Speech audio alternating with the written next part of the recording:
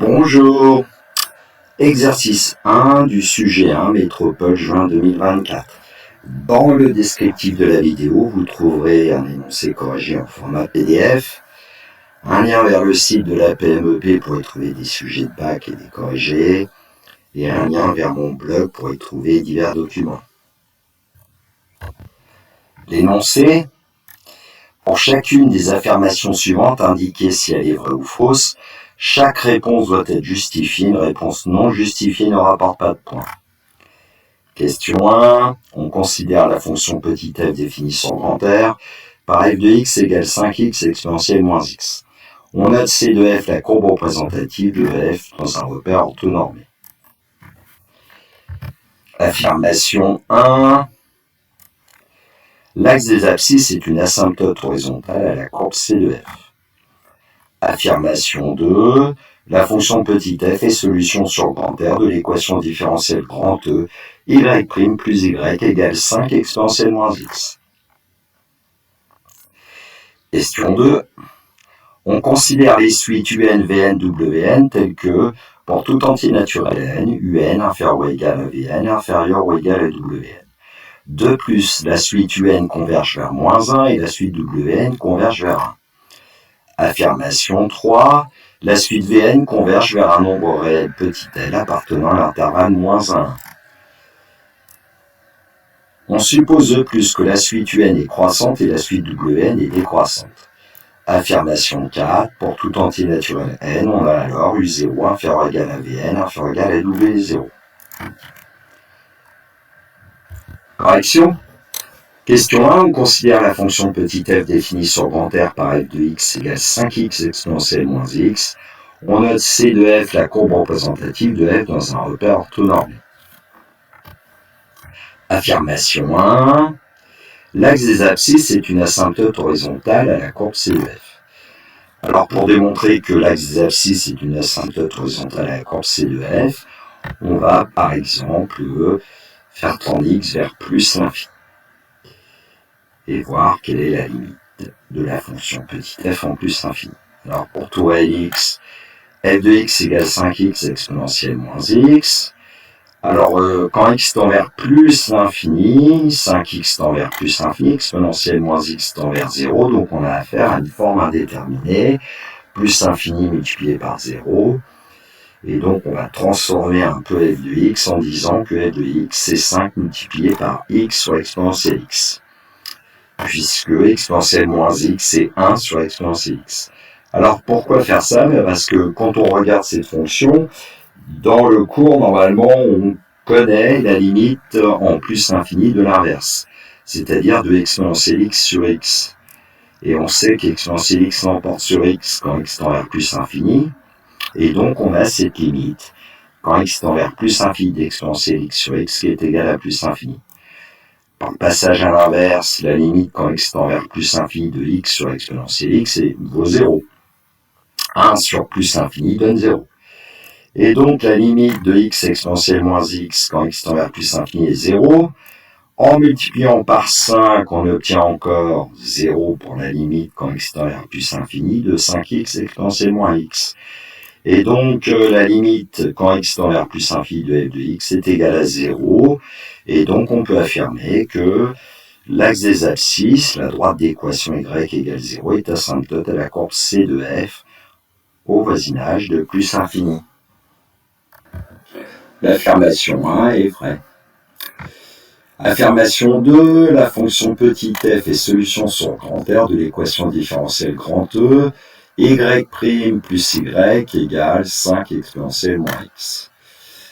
Alors, cela veut dire qu'il va falloir qu'on justifie que f' de x plus f de x égale 5 exponentielle moins x pour tout x. Allons-y. f de x égale 5x exponentielle moins x.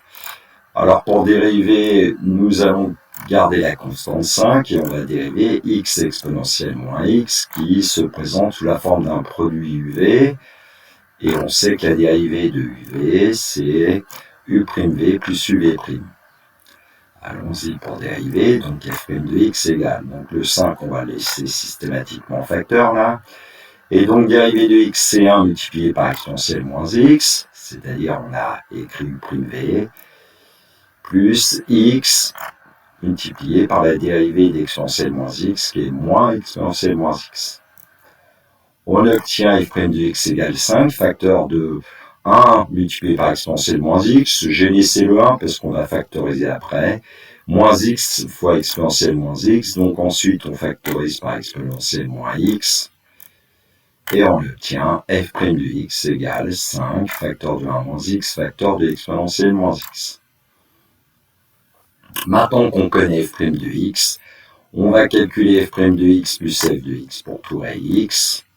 5 facteur de 1 moins x exponentielle moins x plus 5x exponentielle moins x. À nouveau, on peut mettre exponentielle moins x en facteur. Alors, facteur de 5 moins 5x plus 5x.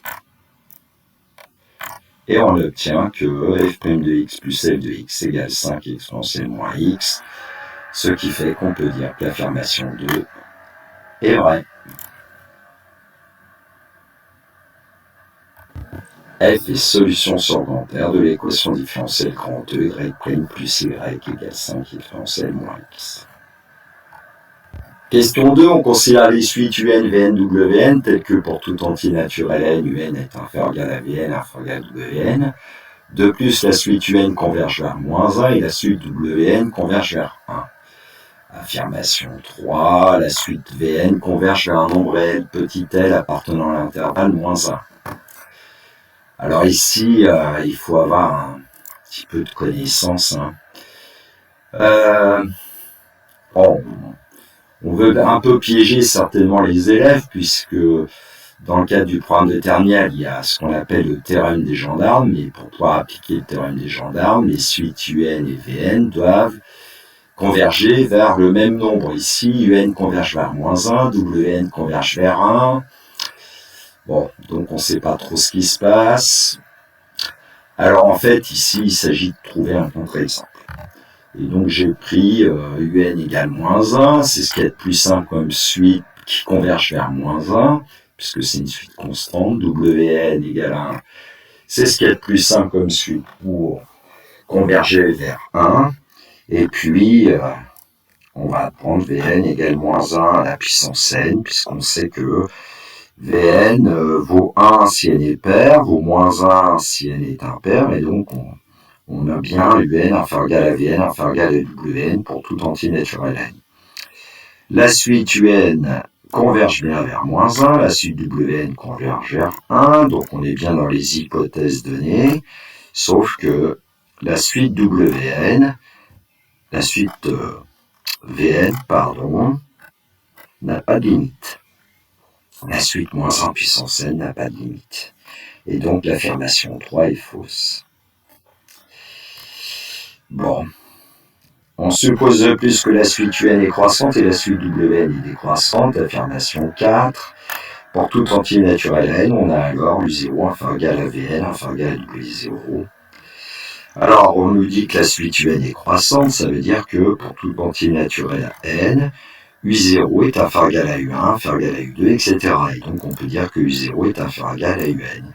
Une suite croissante est minorée par son premier terme.